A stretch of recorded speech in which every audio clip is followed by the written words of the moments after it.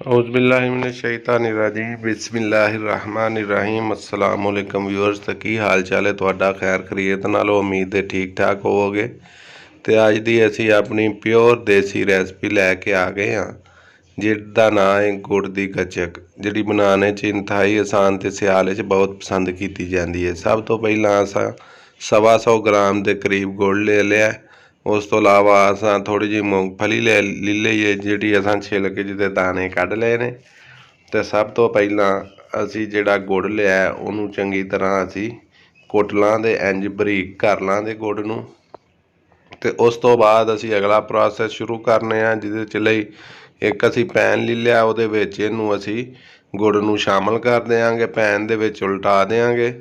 उस तो बाद असी जिहड़ा अगला प्रोसैस शुरू करांगे, सब तो पहला चुल्हे नूं ऑन करना ते उस पैन नूं जिहदे च तां गुड़ पाया उहनूं ते रख देंगे। थोड़ा जिहा 2 ਤੋਂ 3 चम्मच पानी दे शामिल कर देंगे।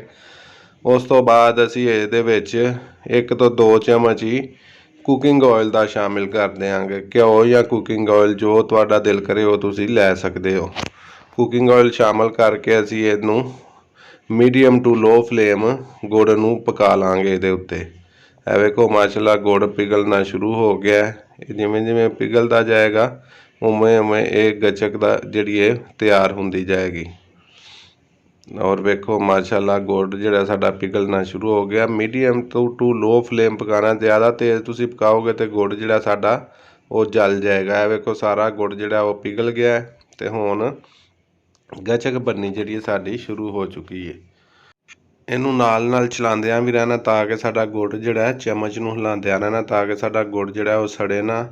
है वेखो माशाअल्लाह साडी गचक जिहड़ी है वो तैयारी दे मराहल च दाखिल हो गई है। हुण असीं इहदे विच जिहड़ी असां मूँगफली कड्ढे सन, मूँगफली दे दाने वो विच शामिल कर देंगे। इनू चंगी तरह असीं हुण पका लांगे गचक नूं।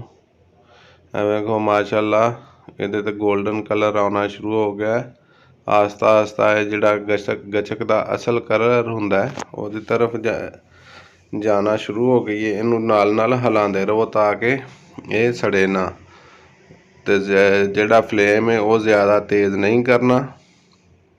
है वेखो माशाअल्लाह इनू इंज ही पकांदे जाना है ते नाल नाल इनू हिलांदियां भी जाना ताकि साडी गचक जिहड़ी है वो जल ना जाए। अगर सड़ जाए तो फिर जिहड़ी इहदा टेस्ट जिहड़ा कड़वा कड़वा हो जाता। तो गुड़ जिहड़ा अच्छी किस्म का लैना है, वो गुड़ नहीं लैना जिहदे विच किरक हुंदी है। तो हुण जिहड़ा असी ये साडी गचक तैयार हो गई है। असी सब तो पहला एक परात ले लांगे, उहदे विच असी हल्का हल्का जिहड़ा ना ऑयल जिहड़ा उहनूं ला देंगे ताकि साडी गचक जिहड़ी उतरन लग्गियां आसानी नाल इहदे नालों लै जाए। तो हुण असी इहदे विच अपनी जिहड़ी गचक असां तैयार कीती उहनूं फैला देंगे इनू ताकि जिहड़ी गचक है ये जम जाए। तो उस तो बाद इनू असी टुकड़ियां दे विच कट लांगे। है वेखो माशाअल्लाह बड़ी ज़बरदस्त गचक तैयार हुई है। असी हुण इहदे टुकड़े कर देंगे।